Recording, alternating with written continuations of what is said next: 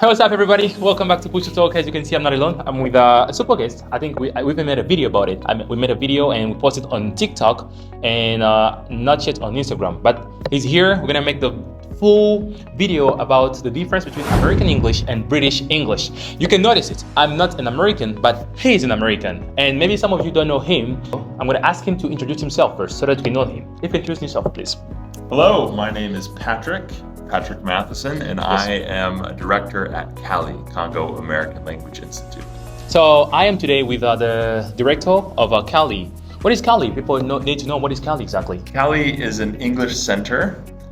We have centers in Kinshasa and in Lubumbashi, and we're looking to expand to other regions of the DRC. All right. We were founded in 1962 Oh, okay. by the United States Embassy in Kinshasa. So we've been around for over 60 years. 60 years. Yeah, long time. So a lot of history with this institution. We have alumni all over the world. Yeah. And our primary service Yes. is teaching English to adults. Oh, all right. All Yeah, right. so So you can't teach children. We do teach children. In our 60-year history, we've mainly focused on adults, but Yes. within the last 5 or 6 years, we've also started partnerships with schools. All right. And we now serve over 26,000 children Okay. every day in All their right. schools around Kinshasa and Lubumbashi. Are you a trainer also at CALI or an English teacher? I've been an English teacher in the past. I Yes. have taught other languages in the past as well. Okay. At CALI, I typically don't teach. Okay. Sometimes I'm a guest teacher. Oh, I'll yeah. show up in a classroom So and I'll that's it. teach. Yeah. But most of my work at CALI is administrative. So Administrative. I work on an administrative level with financing and Yeah. partnerships and these sort of things. That's very wonderful. Well, as you can notice, we're going to talk about the difference between American English and British English. My followers, first of all, let me remind you, it's very important to click on the notification bell, and in this way you'll be notified every single time we'll be posting new videos. And do not forget to share the video. Give a like. We're not giving a like to this video because we got. And I should say thank you very much because I know you got a lot on your plate, very busy, and say yes to the invitation. I'm very happy for that. Me too. I love talking about English. I have a lot of thoughts on this particular subject. Yeah. And thank you for the invitation. You're welcome. So we're gonna dive right in. So the very first thing we're gonna start with my followers want to know what might be the difference between American English and British English. Do you think there's a difference between American English and British English? Absolutely. There is differences between American English and British English. And within those two, Yes. British English has dozens of different accents within, and Okay. American English as well has dozens, if not more, of accents that you can encounter. But surprisingly, we can notice that so many people, when it comes to talk about the difference between American and British, the very first thing that comes to their mind is the pronunciation. Right. Yeah, that's the most obvious thing. But what can you say to them? Is the only thing that comes, and they should only keep in mind that it's the pronunciation, or there are other stuff? Yeah, there are other things as well. Vocabulary and spelling. And the spelling. Yeah, Oh, vocabulary. yes. This is the hardest part. As an American, Yes. when I talk to my British colleagues and friends, Yes. the vocabulary is the most confusing part. Sometimes I'll understand their accent, Okay. but then they use a word and I say, Oh, that also "No, happened what with do you. mean?" It Yeah, can also it happen. It happens to me all the time. And how does it feel like when, for example, you're having a conversation with people and they talk, but you can't get them right? I love it. I think it is funny. And it gives us a moment to connect. Yeah, in that's fact, it. It strengthens our relationship when that happens, because it's like everything is clear, and then this hold part on. is gone. Yes. And I go, what? What do you say? What did you mean? And That's it. then they have to describe it. All right. Oh, we call that this. Oh, okay. There's lots of examples. Wow, that's very good. But I think it's very fun when that happens because it gives you a chance to connect and talk more deeply about your cultures. Wow, the people who are watching us, so as you can notice, it can happen even to Americans not understand Britisher when they're talking. And this is vice versa. Even Britishers can also can also fail on that point. But we need to show them the reality. Right. Okay, so I say biscuit. What do you say in America? Cookie is American. Cookie American? Biscuit would be British. Biscuit in British. Yeah, we also have biscuits in America, but Okay. biscuits in America are different than biscuits in the United Kingdom. Oh my God. Yes, that's Yeah. very confusing. Yeah, it's confusing. So, for example, in America, a classic cookie would Yes. be called a chocolate chip cookie. Oh, chocolate chip or like cookie. an Oreo. Oreo. You know Oreos, right? Yeah, yes. Oreos are, I would call it a cookie. Yes. A British person might call it a biscuit. That's the very first point. The second word is the flat. Flat. Yeah, the flat. So How do you guys call it? in America, if you told somebody, I need to go back to my flat, Yes. they would go, what? Are you telling? What are you talking about? Yes. That doesn't make any sense. Okay. An apartment is what we would say. Apartment. An apartment, yeah. And how do you call the person with whom you live in the flat? In British, they say flatmate. What Right. about you? Roommates. Oh, you say roommate. Roommates. Okay, that's very interesting. The next word is in British they say lorry. Right. Lorry. And yeah, what do you guys say? We would say truck. Truck. Truck. But I think because you know those words, when it comes for a British to speak like this, you can understand. Yeah, and sometimes I will use a British term when I'm talking to a British person. Okay. Just to help the Communication. clarification. And they'll do the same to me, right? Oh, okay. So it's sort of like we're meeting each other. Yes. And things that I know I see. I'll use, and things they know they'll use. Yeah, in order to allow that communication. Yeah, facilitate. Otherwise, it will be Yeah. tricky for you to understand each other. Right. That's very good. The other thing is runners. Runners. Yeah, we in British they say runners. What Right. do you say in America? We would say sneakers. Sneakers. Sneakers as shoes that you run in. And what's interesting about that one Yes. is in the UK they'll say runners. They'll also Okay. say trainers. Yeah, trainers. Yes. Trainers, runners. Yes. These are like athletic shoes. In America, we would say sneakers, or we would say sometimes tennis shoes. Oh, really? Just as a general term, you call it a tennis shoe, Yes. even though you might not ever play tennis. Oh, yeah. So it's see. interesting. So even within America, you Yeah. have different, different cultures or Combination. different regions use a different term. I see. We're gonna finish with the last word, which in British we say trousers, Trousers, yeah. and you say We say pants. Yeah. Damn. And- Okay, Yeah. go ahead. Trousers would be. An American would understand Yeah. what you meant when you Alright. said trousers. Okay. But it would be funny. It's sort of like it's an old word. Oh, right? really? Yeah. So they would use like, "Oh, my trousers are dirty." That would make them sound so posh and proper. Oh, but it's like they were trying to be fancy. Fancy. Or, yeah. Oh yeah. my God. My trousers. I have a funny story about it. I remember a certain friend of mine who came from South Africa. The time we met, I told him, I meant is pants. That's what I meant. Yeah. I said, "Wow, I like your pants." Surprisingly, he was a little bit shocked. Yeah. He said, "Perfect. What are you talking about?" He said, "I like your pants." He said, "Can you say it?" And then she said yes because she was a feminine. She said yes. Then she came closer to me. She said, "Can you really say it?" I said, "Yes, I can say it." Surprisingly, I didn't understand at that time. So after a period of time, then I've understood that she understood that I was mentioning under. Yeah. So underwear. Yeah. In America, you say underwear. Underwear. But yeah. in British, they say underpants. Underpants, And yeah. if you say underpants, somehow they even cut it. Right, Yeah, pants, they say yeah, pants. yeah. So that my friend Right. thought I was. Talking about her underpants. Can you imagine? That was really hilarious. Yeah. So thank you very much. That was the very first thing that makes the difference between American English and British. Guys, as you can notice, we'll be putting pictures so that you can easily see what we're talking about. Yeah. That's the very first point. We're gonna go to the second point, which is spelling. We're gonna talk about the spelling. Why about the spelling? First of all, people need to understand what is the spelling. Yeah, spelling, how you spell the word. So which letters you use to construct a word.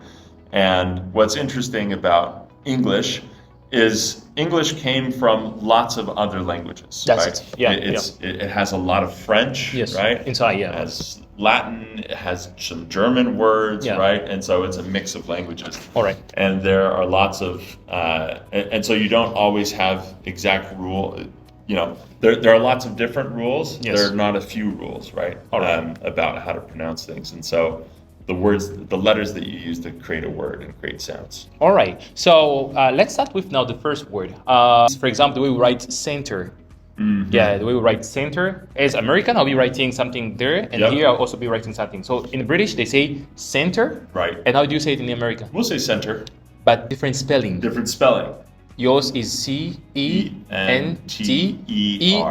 Yeah. But us, it's like in French. Can you imagine? Right. And what's funny is in America now, sometimes businesses will use that British and French spelling Okay. to say it's a business center to make it seem sort of fancy Fancy and posh, right? Okay, And okay. so we would recognize that spelling, but it would be strange to us. That's not how we would usually do it. What about for someone who is making, for example, who's I don't know, doing their essay, and are they obliged to respect the British layout?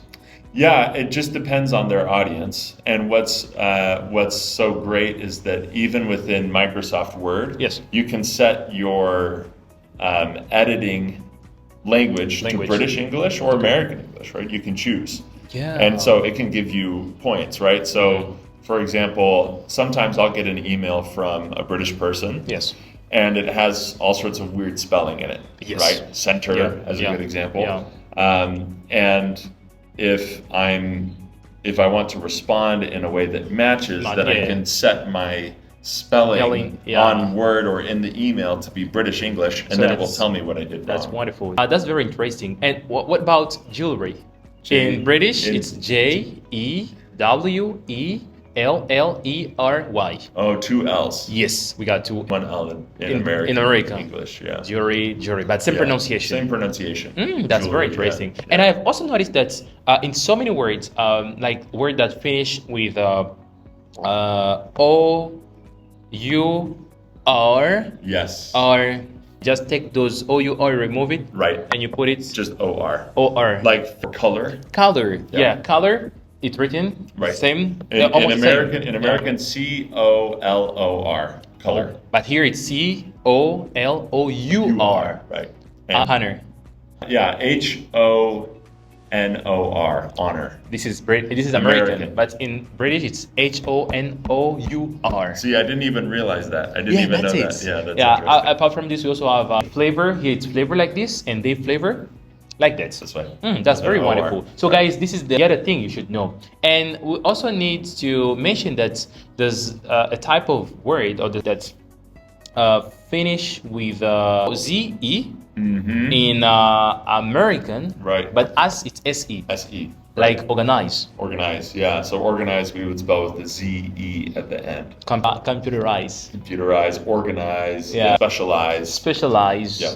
Wow, we have so many words like that. Why should I know that difference? Yeah, why should you know the difference? I think it's important to know the difference so that when you see an error, what you think is an error, you have to then ask who wrote this? Okay. Or who said it? That's it. And what might they mean? And so you come with curiosity. Yes. I think what's more important than knowledge is curiosity. Curiosity, yeah, that's it. Because if you can only have maybe this much knowledge and your knowledge can grow, but if you don't have curiosity, your knowledge will never grow. So you have the knowledge that you have of English, and if you learned American English, great. If you learned British English, great. It doesn't matter. Doesn't matter. In my opinion, it doesn't matter at the beginning. All right. And then you become curious. Yes. And maybe you have business partners who are British. All right. And so you start learning about that, right? That's or very if you're traveling to America, of course, then that. So. And at the very beginning, for the people who are starting learning English, or those who've started learning English lately, what's your advice to them? Should they start with American English or British English? Should they focus on which type of English? It just depends on what their objectives are.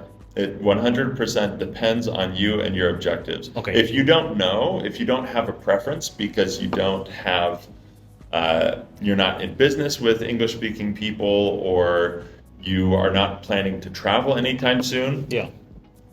I have a preference toward American English because I'm American. Oh my God, okay. But, America was a colony of the United Kingdom. So I guess when it comes to English, they have the real English because that's where English You is. end up coming back to a British. Right. I see that. Right. And what type of English do you guys teach as CALI? Okay. American or British? At CALI, we teach American English.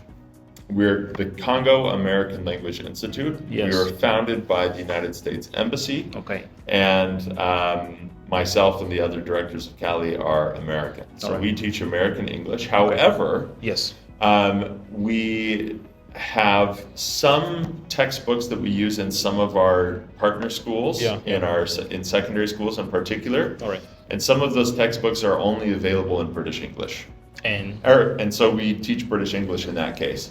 So we do a little bit of that. And then the other thing to recognize is conversations like this are so important, because we don't want our students to think that American English is the only English or the best English. It's just a type of English. It's type of English. And I think what's really interesting for students is to recognize English is a global language.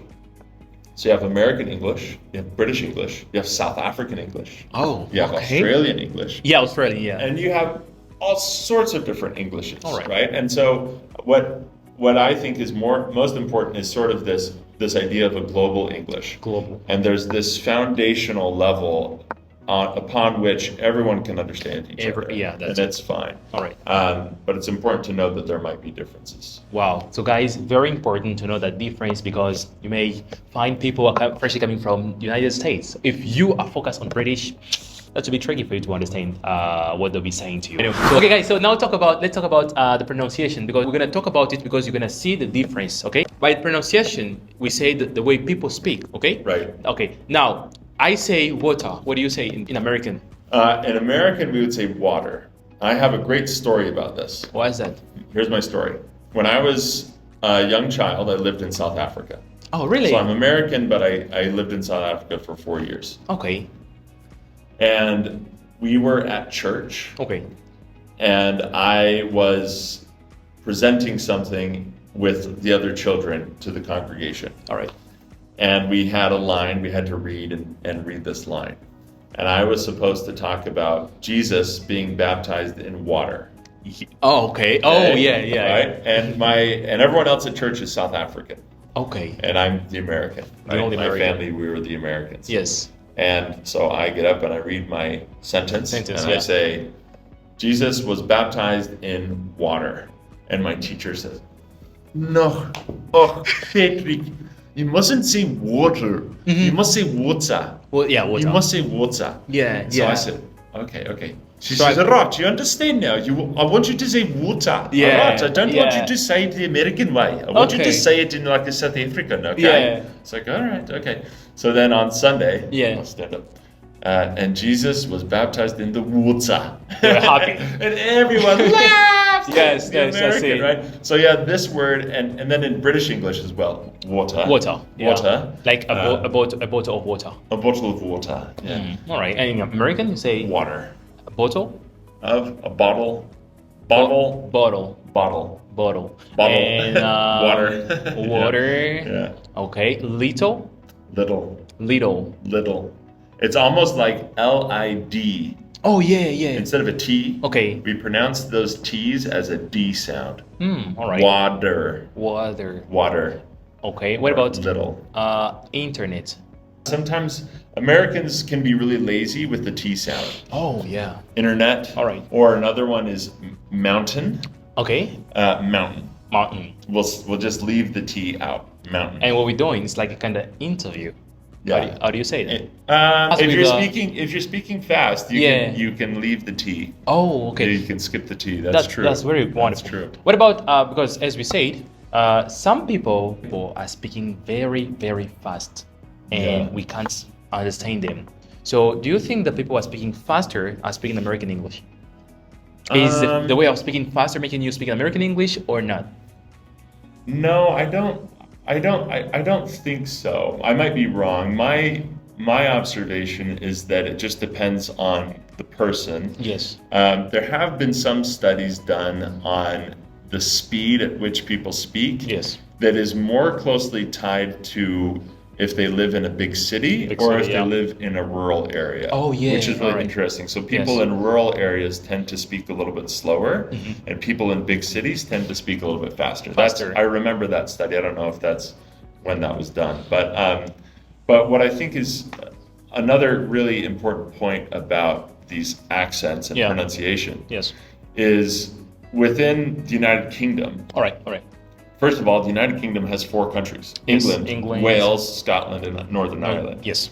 And completely different, right? Yeah. So even someone within England, like one of my dear friends is from the north of England. Okay. And if he talked to, and then when he's talking compared to someone who's from the south coast of England, it's totally different. Totally different. Or one of our good friends is Scottish, right? Okay. Oh, and yeah, now yeah. you've got, this is from Scotland. It's, it's a bit like this. It's really hard to understand. Okay.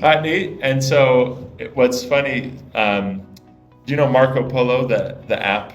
Yeah. Marco Polo Yes, is sort I of see. the video app. Video, I and see, you yeah. send videos. Yeah. And now Marco Polo does a transcription, an automatic transcription. Yes. Before you watch the video. You watch the video. Right, it shows up as a notification when you have a Marco Yes. Polo. So sometimes my Scottish friend, she'll send a video. Okay. And then Marco Polo, the app, Yeah. tries to transcribe Yes. what she's saying. I see. But because of her thick Scottish accent, Yes. it comes out as a totally, it's not a real language, the transcription. Yeah. Let's just talk like this. How's your day? Okay. How's your day? All right. How are you? But if you guys are spending much time together, you get used to it. Right, you get used to it. But still, there's sometimes, especially if she's speaking fast, All right. I say, can you Come on, repeat? slow down. I didn't understand what you said. Yeah. Wow. And All then right. in American as well, right? You have all sorts of in America. You have all sorts of accents. You can, you have little twangy southern accent like that, where you talk a little bit more. You kind of the sounds in the Out back. here. Yeah, back That's it. there a little That's bit. Or Black American accents have a Ebonics. variety, right? Yeah, you have all sorts of different. Or Right. a Mexican American, hey